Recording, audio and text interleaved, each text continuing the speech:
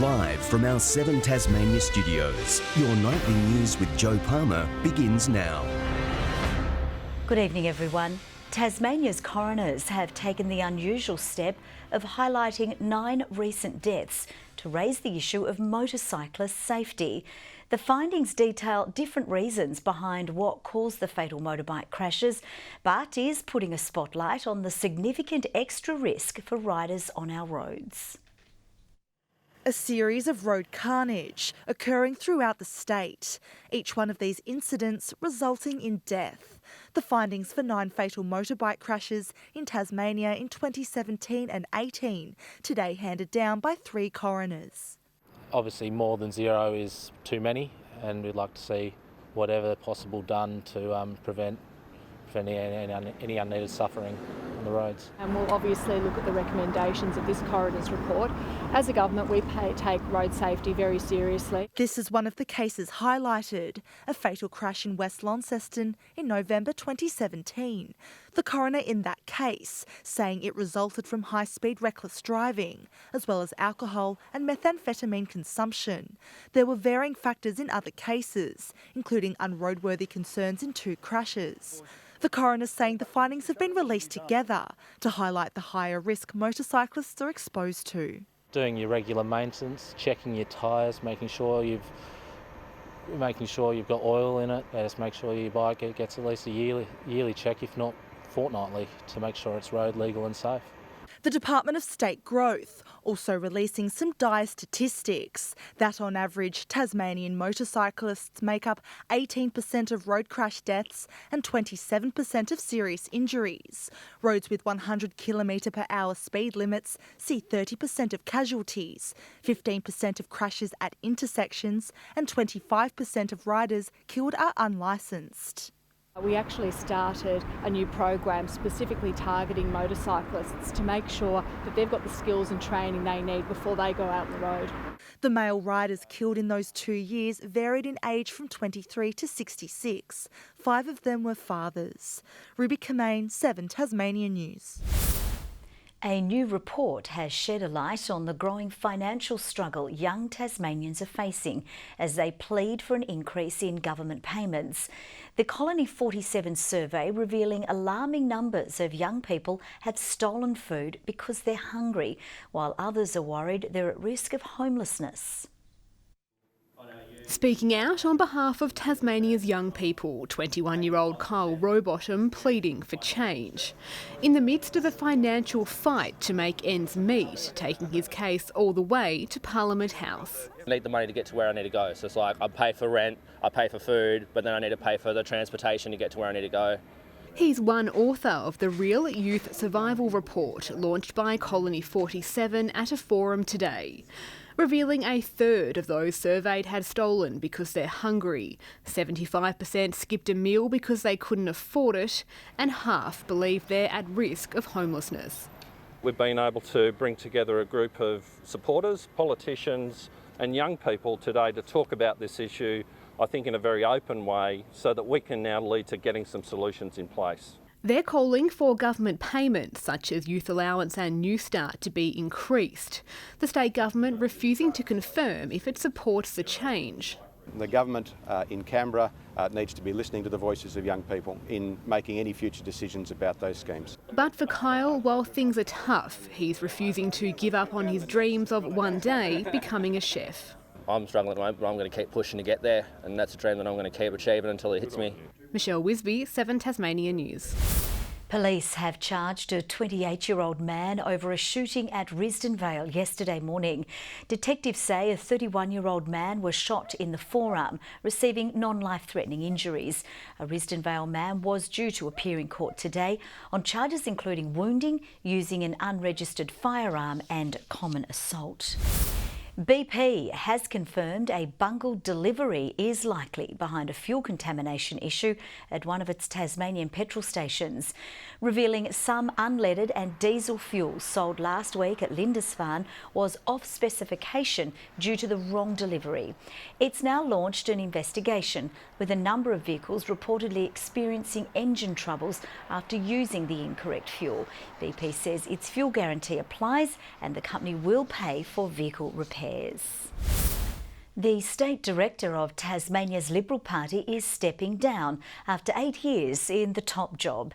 Sam McQuestion announcing his resignation as he leaves to head up the Victorian branch of the party. Since taking on the role, he's overseen 2 state and federal election wins.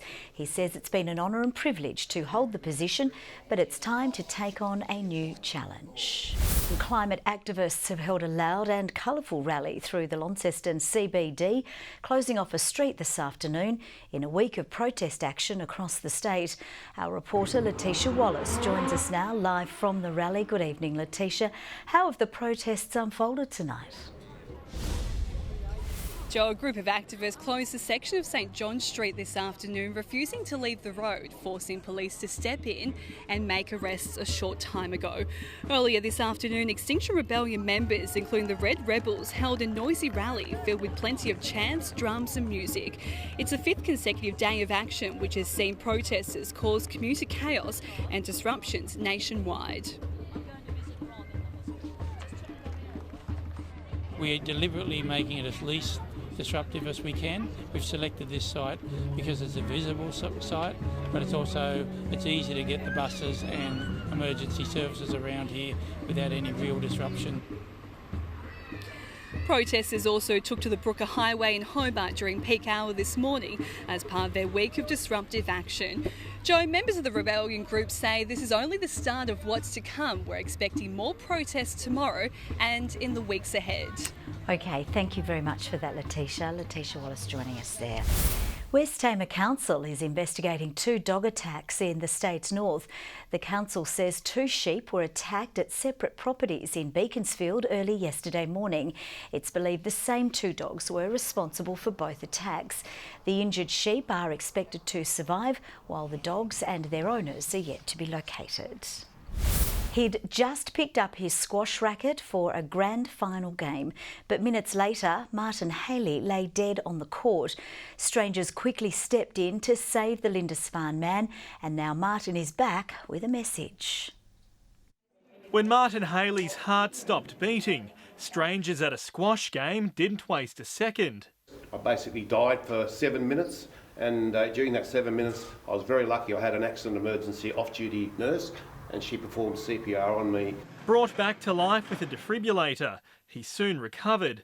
Now Martin's urging others how to become heroes. Having a defibrillator and having the CPR is the reason why I'm standing here today. One of the things that unfortunately we do see all too often is we turn up to events where bystanders are not performing CPR, and that may be out of fear or some concern that they're going to cause harm. Broken ribs are a small price to pay in CPR.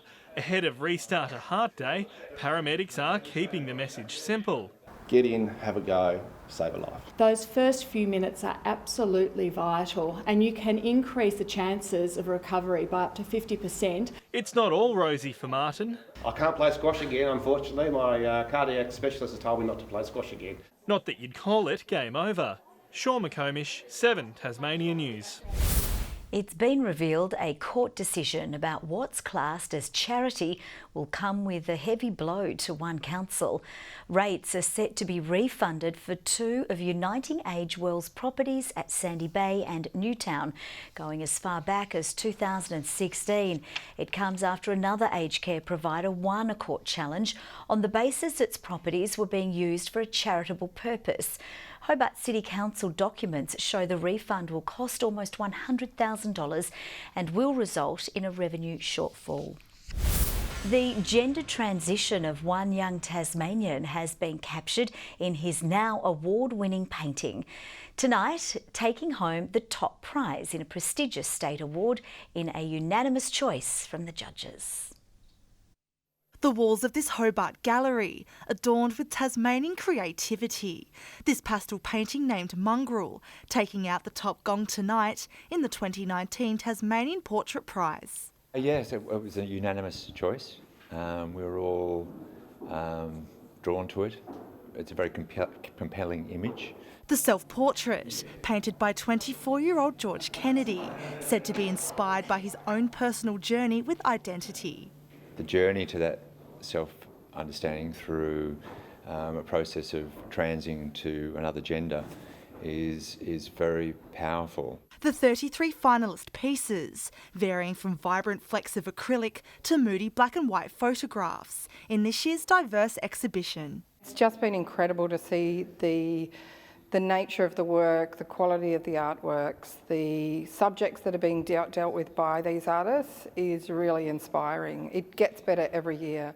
The competition in its 12th year, giving flourishing Tasmanians under the age of 30 a chance to win $10,000 and make their career splash. We see these artists taking a trajectory from this prize onto bigger and better things. So often they'll go on to win other prizes or join with a gallery or exhibit works. The exhibition opens tonight and runs until October 27, before travelling to galleries in Launceston and Devonport. Ruby Kamain, 7 Tasmania News. Aboriginal groups have gathered in Launceston to find a way forward on closing the health gap. A new national agreement is being prepared to improve health over the next decade. Aboriginal people die between 10 and 12 years younger compared to other Australians. We can't have our people dying prematurely in a country like Australia. We need people to be able to live a good quality of life and have the same longevity as every other Australian. It's hoped the plan will be endorsed by February next year. Champion Mare Winks is still winning even after retiring from the sport. Crowned Australian Racehorse of the Year for a record 4th consecutive time at the Australian Racing Awards in Hobart overnight. Winks won 33 consecutive races during her stellar career on track, including 25 Group 1s. The Tasmanian Tigers are edging slowly towards Western Australia's first innings totals of 337 in Perth, with the visitors sitting at 3 for 137 before rain delayed play a short time ago. After spurring on a bottom order collapse overnight, the Tigers began day 2 at the crease with Alex Doolan setting the tone. The opener continued to frustrate the home side's quicks before becoming the first casualty of the day. Shaw Marsh takes the catch at second slab. George Bailey looking like he may go on to do some damage on the scoreboard, but hopes of a big total were short-lived. Oh, bowled him.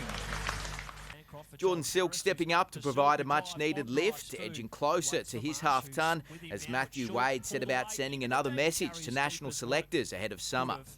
Mitch Marsh then claiming the desperately needed breakthrough, dismissing Silk just 6 runs shy of 50. Meantime, the Hobart Hurricanes have welcomed in their latest international signing for the upcoming WBBL season, with English batter Fran Wilson hoping to provide some extra firepower in the squad's middle order, having helped her national side take out the 2017 World Cup before making her Test debut the same year in the Women's Ashes series. All I've heard has been really good things, especially about kind of the culture of the team. I've always heard that a really good group of girls who are very welcoming. The side's WBBL season begins next Saturday against the Stars in Melbourne. It's set to be an historic night for Tasmanian Boxing next Friday, with more women set to compete on the fight card than ever seen before in the state. And also breaking with tradition, the main event of the evening will be an all-female bout. Indiana Richards took up the sport a couple of years back in the hopes of improving her asthma. She's now a school cross-country champion and packs quite the punch. Well, my favourite punch is, I like to jab because I got a strong jab. I've wanted to do it since I was 6 years old and just passionate about it. Abby Hawkins stepped into the boxing gym to follow in the footsteps of her big brother, but quickly stepped out of his shadow, developing into one of the state's most exciting young fighters. Very excited. I can't wait to be on the show. Anything can happen, but I just need to be confident. The pair are part of next Friday night's Bridgewater Big Bash Pro-Am event, boasting a record 6 female bouts on the card, including the main event of the night featuring Christina Mousy Jacobs, who's been rising up the country's ranks since becoming the first Tasmanian woman in history to turn professional. She's really good and it's nice to have her as a coach because you look up to her and she helps us out a lot. Set to be one of the biggest Pro-Am shows seen in recent times, will also feature some of Tasmania's best young male fighters as the sport continues to make a resurgence throughout the state.